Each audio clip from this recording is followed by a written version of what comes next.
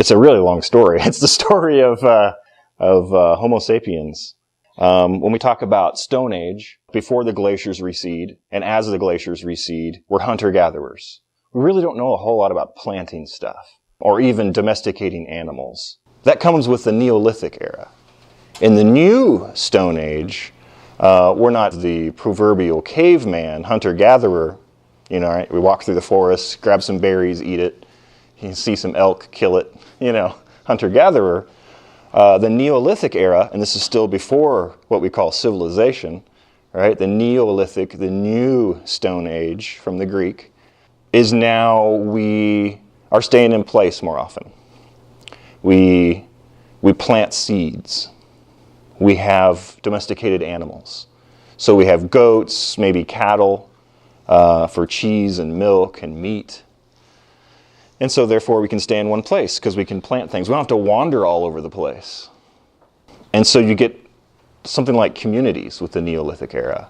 Well, you had communities with the Stone Age. They were just much smaller. So our communities are getting larger, basically. And as civilization begins, well, they're just larger units. Just larger units of population that can sustain themselves with grain. And in the Stone Age, you have a lot more meat. In Neolithic and with early civilization, you have a lot less meat. A lot less meat product. Matter of fact, if we fast forward way into the future, the Black Death in Europe was the one turning point to give Europeans a much richer protein, meat-based diet. For agricultural reasons, they were a lower population. They could use more land for cattle instead of grains.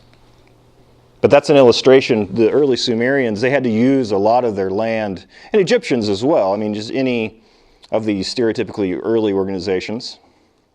And well, here are some things to consider. This will tie right in. It's an agrarian society. People are growing grains. You have to grow so much grain to feed everybody. And so these are all farmers. This early civilization, early cities, are on the backs of farmers. And what's interesting, though, is you had farmers and you had kind of communities that could have formed early civilizations, but they didn't. And they were just all over the place, all over Europe, Mesopotamia, but they didn't form civilization. And so early civilization didn't begin solely because Sumeria and Egypt were so prosperous in grain and because their soil was so amazing. They did have pretty good soil after the flood season.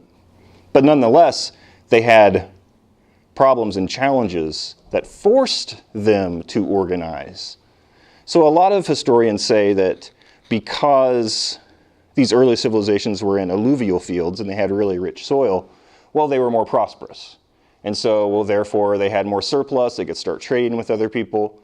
Well, guess what? Other people were doing that as well. So let's think about Sumeria and Egypt and why they're different. Rich soil, like I said, but temperamental flood seasons.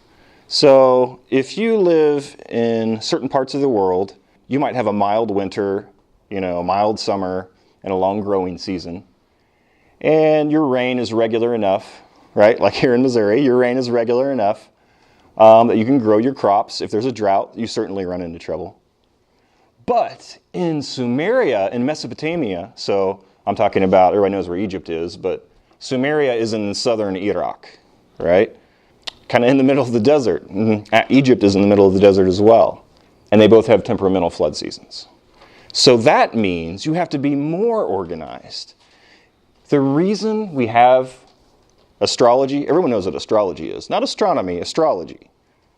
Right? We look at the stars and we predict behavior and that sort of thing. That's one of the oldest sort of metaphysical systems that we have. And it began in Sumeria. Why did they look at the stars so much? Why did they look at the sky so much? Why did they care? Why did they write it all down? Why did they want the seasons to be predictable? Why did they want the flood season to be predictable?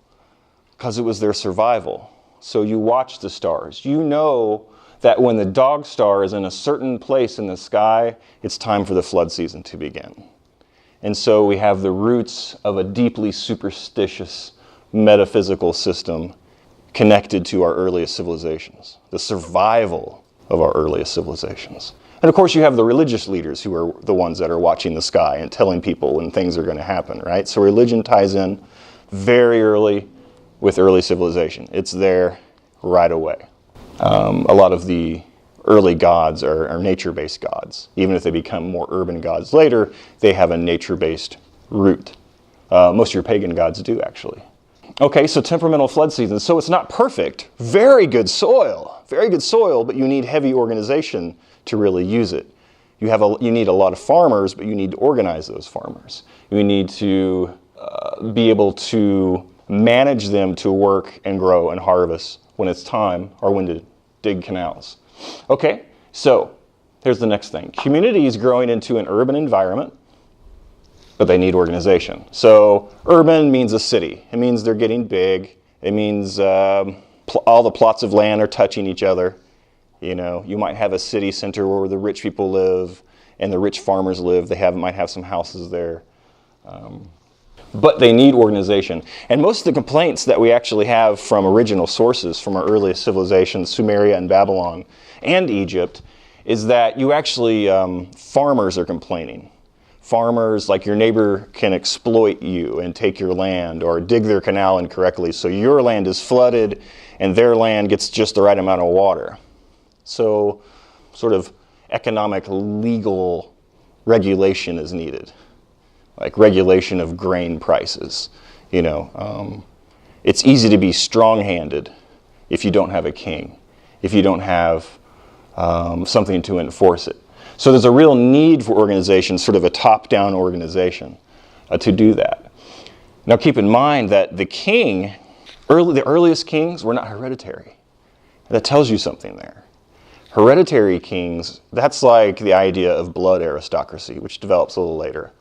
And that's, you are aristocratic, you are innately great, so you get to be a ruler, you know, or part of the ruling class. Well, that didn't exist right away. It was more based on the function of having somebody at the top. That once the institution of kingship began, it took its own life, right? They started calling the shots. They want to maintain their own power.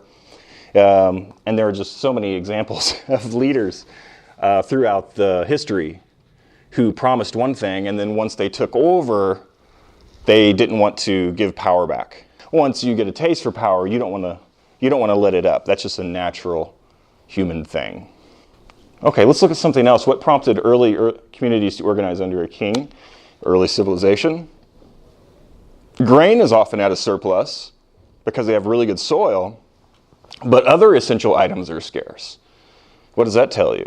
What do you need there when other items are scarce? You need good trade. You need trade systems set up so you can trade with other communities. I'll kind of tear through these. The surrounding land is not fertile. There's a sense of life is kind of good, quality life is scarce, and everything around you is desert. The Egyptians were the same way. It influenced how they thought about religion. And we'll talk about these more later. Some of these are obvious. King and laws were needed. Redistribution, protection from invaders. Okay, so these are some things to consider. Okay, so think about some of those key points.